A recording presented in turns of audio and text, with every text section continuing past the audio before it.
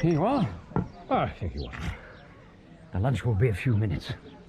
The landlord was slightly taken aback by your request for something with no meat in it. Was he able to rise to the challenge? Not with any great creativity. You're getting a cheese and pickle sandwich. Oh, splendid.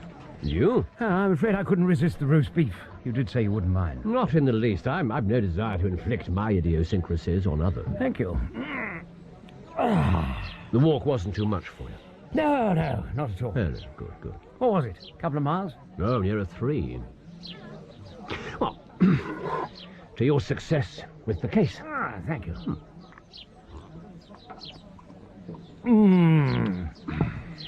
You can't beat a real country brew. Yes, I thought you'd appreciate it. But that's not why I brought you here. Well, I hardly thought he was. So come on. What's the Fulworth connection? This. What is it? Have a look. Torn from a cheap writing pad, but done carefully. No jagged edges or bits missing. Folded once. And look how exact the alignment is. This was done by someone exceptionally neat and meticulous, a clear thinker, probably quite intelligent. Watson, that is positively scintillating. Thank you. Unfortunately, it's also totally irrelevant. Oh? You were supposed to simply look at the message. You're the one who told me that the outside of a letter can be as informative as the inside. Not, alas, in this case, the message. Very well. This is your handwriting. Well, of course it is. The police would hardly have let me keep the original. It was vital evidence. Well, how was I supposed to know what it was? Right, let's see.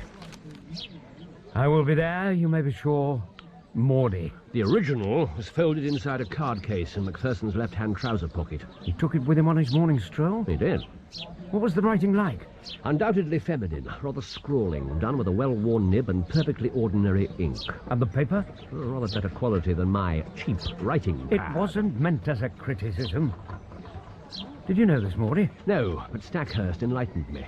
Miss Maud Bellamy lives in Fulworth with a father and a brother. She's the beauty of the neighborhood, Holmes. Quite a one. Did Stackhurst know about her connection with McPherson? No. The full details only came to light later, when the police went through McPherson's things at the school. The romance had been conducted in great secrecy. The soup begins to thicken. I see what you meant about memorable phrases of your own. What else do you know about the girl? Father's something of a man of substance in this village. Owns all the fishing boats and bathing huts. He worked his way up from nothing. Someone like that can be fiercely protective. And the dead man had arranged an assignation with his daughter. Was he married, McPherson? No. And he had a good job with excellent prospects. Why the secrecy? That was obviously something that had to be investigated. Stackhurst and I came here to talk to the Bellamys that same afternoon. And? Here come the sandwiches.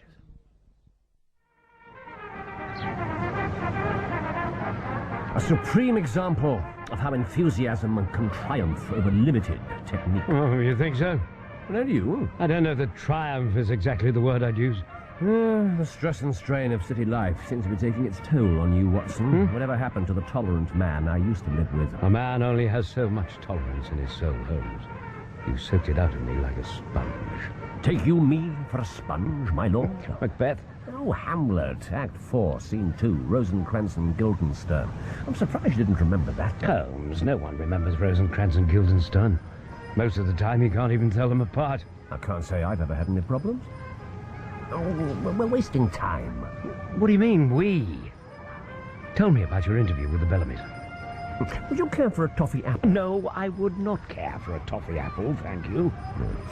Mr. Bellamy proved to be a middle-aged man with a flaming red beard and a generous head of hair. Did he indeed? Don't contain your enthusiasm, Doctor. I must admit that I had much the same thought. The lion's mane. He was also in a very angry mood. I'm of the opinion, sir, and my sons of like mind, that Mr. McPherson's attentions to Maud were insulting. Insulting? That's a strange attitude. The word marriage was never mentioned, and there were letters and meetings and a great deal more of which neither of us could approve. So much for the secret liaison. I was right then, protective. Unless, of course, young McPherson really was just using the girl. You knew him pretty well. What did you think? Well, he was a respectful, old-fashioned sort, rather quiet. An admirable son-in-law, or so I'd have thought. Did you ask Bellamy just why he objected so strongly? I was about to, when the lady herself came in. Well, what was she like? Women have seldom been an attraction to me, Watson. Seldom? Are you saying that she was an exception? Certainly not. Holmes, you're supposed to be giving me data, remember? Just tell me what she was like. She would have graced any assembly in the world. A perfect, clear-cut face, delicate colouring, poise and control. No young man could have crossed her path unscathed. Watson. What? I've devoted my life to exploring the dark side of humanity. What have I missed? There's no way to answer that.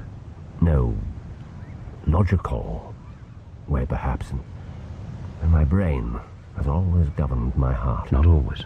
What was it you wrote? All emotions were abhorrent to his cold, precise mind. Early days.